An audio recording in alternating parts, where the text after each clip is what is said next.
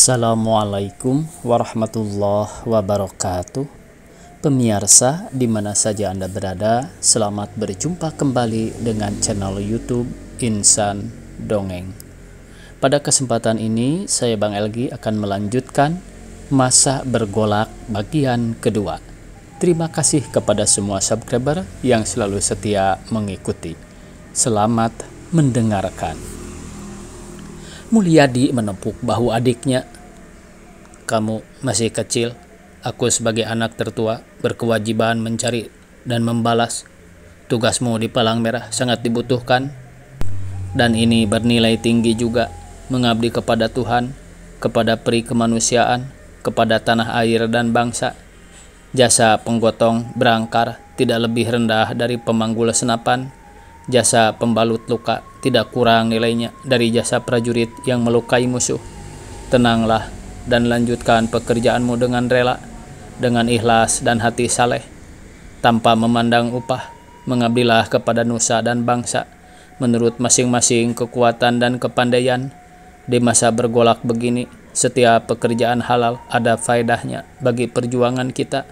Biarkan aku dan Dedi yang memanggul senapan. Aku dikatakan masih kecil, tetapi kamu belum tahu bahwa aku sanggup melayani meriam terbesar untuk menembak Belanda dan Inggris banyak-banyaknya," sahut adiknya sambil membelalak. "Aku tahu kamu amat berani dan aku bangga, tetapi biarlah kita membagi tugas. Jangan semua masuk tentara. Cukup 2 orang saja dari antara kita bertiga. Di mana kamu menyimpan stenganku? Kabarnya ketika aku pingsan, kamu datang menjenguk dan merawat senjataku." "Anak kecil, kamu aja anak besar ya," jawab Haryadi mencibir. "Senjatamu ditanam ayah di pojok pekarangan. Di atasnya oleh Hayati dan Yusupadi ditanami cabai. Mereka pindahkan beberapa tanaman di halaman belakang supaya tidak kentara." "Pintar juga adik kita ya," ujar si abang dengan senyumnya sambil mengambil sebatang sigaret murah dari kocek adiknya dan disurutkan pada pelita yang berkedip-kedip di sudut ruang. "Nah adik, pekerjaanmu menunggu. Aku pulang ya. Beritahukan pada Dedi, aku mencari ayah." Tiba-tiba ia tertegun sebab dekat sekali dari perawatan darurat itu tiba-tiba terdengar tembakan. Mula-mula 3 kali berturut-turut, lantas ramai tembak-menembak. Tentu 2 pasukan yang sedang bertempur. Tapi pasukan mana? Antara siapa dengan siapa? Sukar diduga, lebih-lebih karena hari gelap gulita. "Pertempuran lagi," kata Mulyadi sambil meraba kantong celana, di mana ia memasukkan kotnya dan melirik kepada adiknya yang bergegas memeriksa berangkar dan tong air. Para sukarelawan Palang Merah bergerak semua masing-masing bersedia-sedia kalau tenaganya segera diperlukan. Air habis, teriak Haryadi kepada para pemikul air yang sedang menyalakan api untuk masak air. "Mang Sarta dan Mang Ohim, ambil air. Biar saya menyalakan api untuk memasaknya." Mereka memasak air itu, pengganti aqua steril atau air yang disteril untuk pencuci luka. Diambilnya dari selokan yang terdekat, dimasak semasak-masaknya setelah disaring. Kemudian disaring lagi dan dimasak lagi. Sebab pada waktu itu kita amat kekurangan obat-obat dan alat-alat pembalut luka. Jadi seakan-akan saja dicari jalan untuk menolong para pejuang yang luka. Mulyadi tidak mau berpangku tangan saja. Dengan sukarela ia turun ke selokan bersama sukarelawan lain mengambil air. Ia turut mengurus api, turut membantu para wanita yang ikhlas berjuang menyetrika kain-kain pembalut. Apa yang dikatakan kain pembalut diantaranya kain spray atau taplak meja yang digunting-gunting.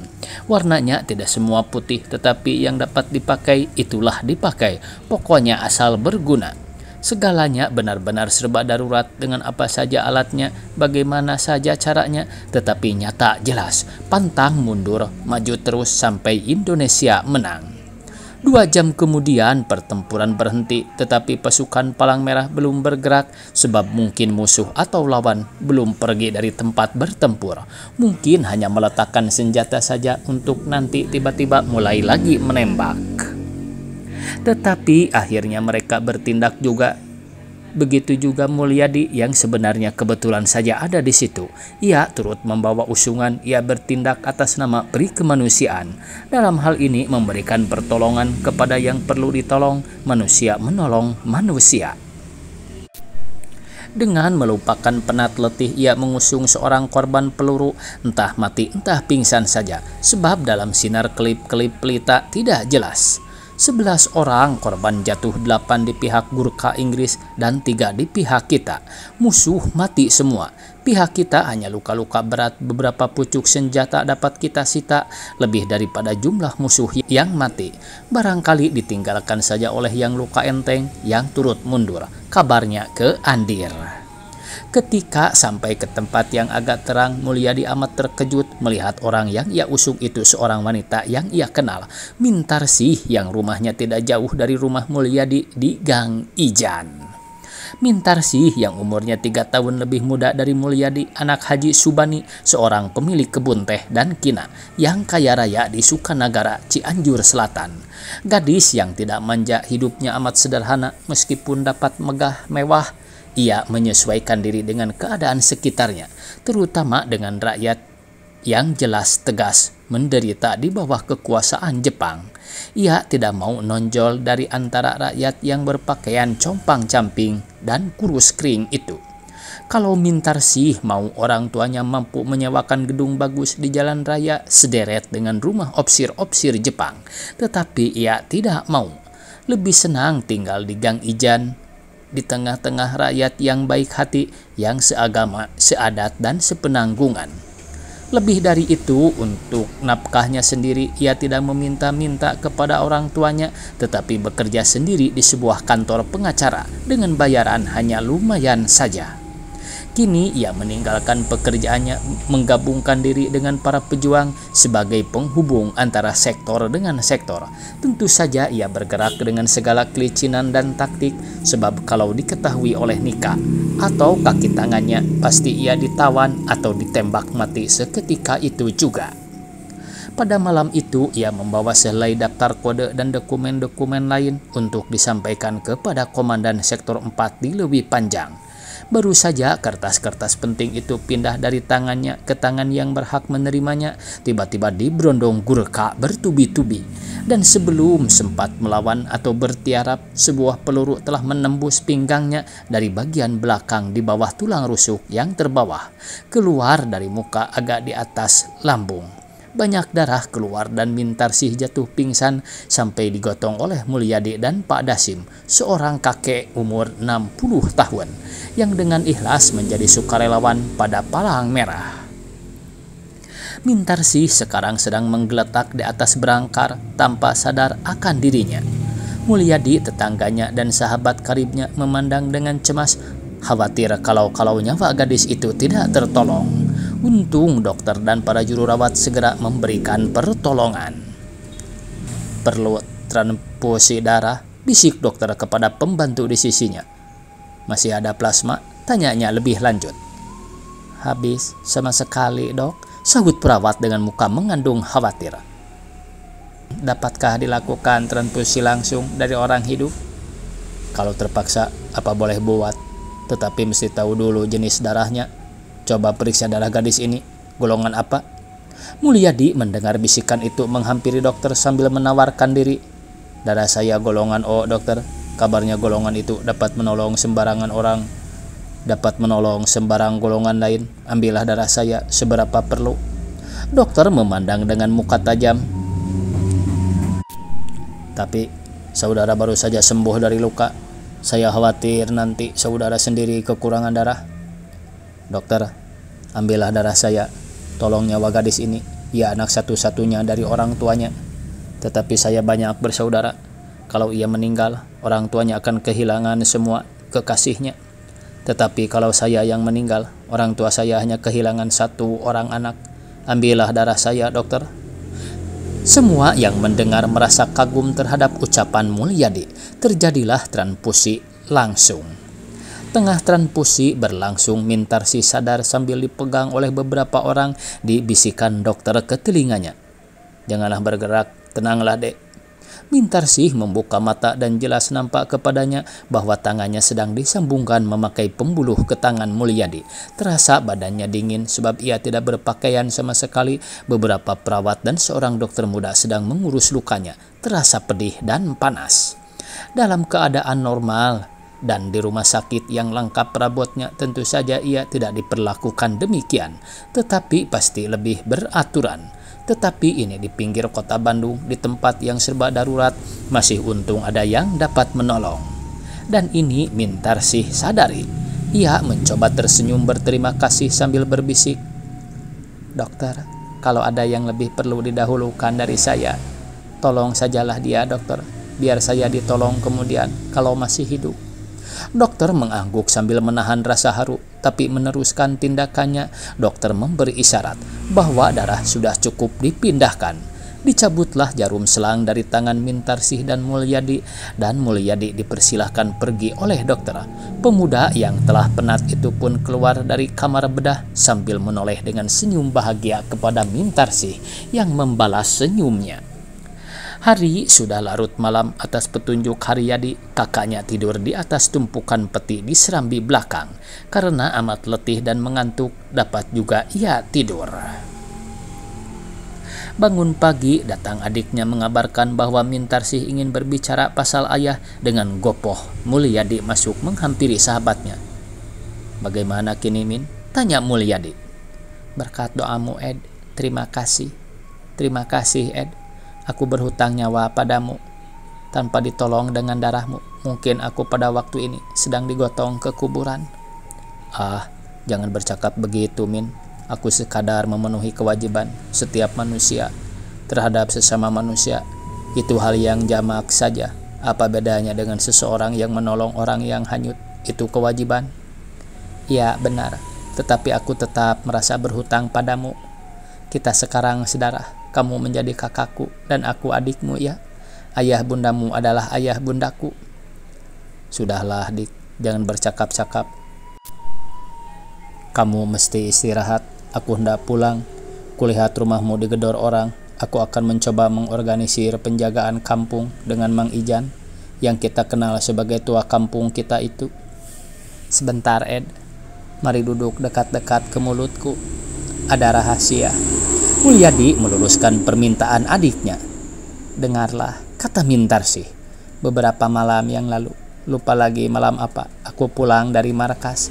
Hendak masuk ke Gang Ijan dari Gang Gedong Burung. Melihat dua kendaraan, yang satu Pontiac hitam, yang satu lagi Jeep yang nomornya tidak nampak jelas, diparkir di tepi gang. Aku menduga tentu ada apa-apa, dan benar. Aku berlindung di balik pohon pisang di muka rumah Pak Danu. Kebetulan Jeep yang di belakang Pontiac menyalakan lampu. Nampak nomor Pontiac itu F1718, tentu dari daerah Bogor. Dan ketika itu aku melihat ayahmu dengan tangan terikat dan mulut tersumbat, digiring oleh beberapa orang berpakaian seragam. Tidak jelas KNIL atau NIKA atau TKR. Banyaknya 3 atau 4. Aku tidak ingat benar. Ayahmu ketika itu berbaju piyama salur biru, berkain tenun kemerah-merahan dan memakai peci hitam, ditodong masuk ke dalam Pontiac.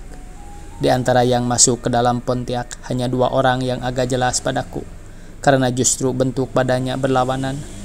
Yang seorang amat tinggi dan sangat kurus, yang seorang lagi tingginya barangkali hanya 150 cm. Bukan kepalang gendutnya, badannya hampir bundar, perutnya buncit, pipinya seperti roti, sehingga nampaknya tidak berleher orang itu. Rupanya ia kepala gerombolan, sebab ia memerintah dan memberi aba-aba. Yang lain menurut saja. Mobil dan jeep berlalu ke arah Tegalega. Entah terus kemana. Aku tidak pulang ke rumah, tetapi terus menemui ibumu yang kedapatan sedang menangis. Dari adikmu Hayati, aku mendengar bahwa rumahmu dimasuki garong dan ayah diculik.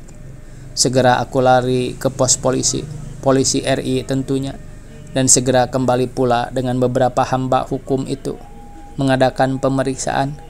Kini urusannya telah di tangan polisi yang berusaha mengadakan pengejaran. Keesokan harinya, Dik Rayadi dari sektornya datang mencari aku. Perlu ada yang disampaikan kepada Mayor Duyeh. Disasak saat ia tahu dari ibu sendiri apa yang terjadi. Atas desakan ibu, ia mengantarkan ke Bogor memakai oplet yang kita rebut dari Jepang di dekat ACW beberapa hari yang lalu. Entah bagaimana kabar selanjutnya. Mintarsih menghela napas dan terdiam. Mulyadi membetulkan selimutnya sambil mengangguk-angguk. Terima kasih, Dik. Sebagian dari ceritamu sudah kudengar dari Haryadi dan dari surat Rayadi. Ia sudah ada lagi di sektornya. Terima kasih atas ketelitianmu mengenal nomor dan merek mobil itu. Pontiac F1718 ya. Tidak akan kulupakan. Kedua sahabat yang kini saling menganggap bersaudara karena sedarah bercerai dengan perasaan yang tidak mudah dilukiskan dengan kata-kata. Mulyadi pulang, Mintarsih berbaring tanpa mengeluh atau merintih kesakitan. Ia tahan. Dari Haryadi, Mulyadi mendapat bekal 4 butir granat yang didapat dari badan Gurkha yang mati semalam. Pesannya, telur-telur ini kembalikan kepada yang punya panas-panas ya, supaya mereka dimakan oleh telurnya sendiri. Dengan perasaan mendapat sedikit sinar terang tentang penculikan ayahnya yang diselubungi rahasia itu, Mulyadi pulang meninggalkan Mintarsih dan Haryadi. Ia mengambil jalan Pasir Koja. Di sana sini tanpa olehnya kerusakan di kampung-kampung akibat tentara pendudukan Inggris yang memuntahkan peluru meriam dan mortirnya secara membabi buta, seenaknya saja. Ini sangat memanaskan hati Mulyadi. Ia tidak langsung ke rumah tetapi singgah di rumah Mang Ijan dan Bisawi, istrinya yang bertahun-tahun menjadi pengasuhnya dan pengasuh adik-adiknya sampai Yusupadi yang kini turut ke Bogor dengan ibu. Mang Ijan sebenarnya berasal dari Tasikmalaya tetapi sejak umur 12 tahun menjadi penduduk Bandung dan berdagang kecil-kecilan. Di kampung situ mulai dari Gang Ijan sampai ke Gang Jaksa ia dituakan oleh penduduk. Malah oleh penduduk hendak dicalonkan menjadi lurah tetapi ia menolak. Lebih enak jualan katanya. Tetapi karena terkenal sebagai orang yang suka beramal oleh penduduk sekitar kampung Pungkur Kuron, diangkatlah menjadi tua kampung dan oleh Pak Camat diangkat sebagai penasehat desa. Memang Mang Ijan amat disegani oleh penduduk, tua muda semua menghormati meskipun lingkungannya kecil. Tetapi jelas nyata Mang Ijan mempunyai sifat-sifat pemimpin dan berwibawa. Ketika Mulyadi sampai di bekas rumah Mang Ijan, hampir ia menangis sebab apa yang tadinya rumah model lilimasan yang agak mendingan dari lumayan sekarang hanya merupakan tumpukan bambu dan kayu saja. Mang Ijan dan Bisawi membuat dangau di sebelahnya amat sengsara, rumahnya terkena ledakan mortir Inggris. Pengasuh dan asuhan lama berdekap-dekapan tangis menangisi, yang satu lebih terharu dari yang lain. Dentuman meriam, ledakan granat, gemuruhnya peluru sedikit pun tidak menjadikan gentar hati Mulyadi. Tetapi melihat pengasuhnya yang setia itu hidup sebagai kambing, lemas dan hancurlah rasa hatinya.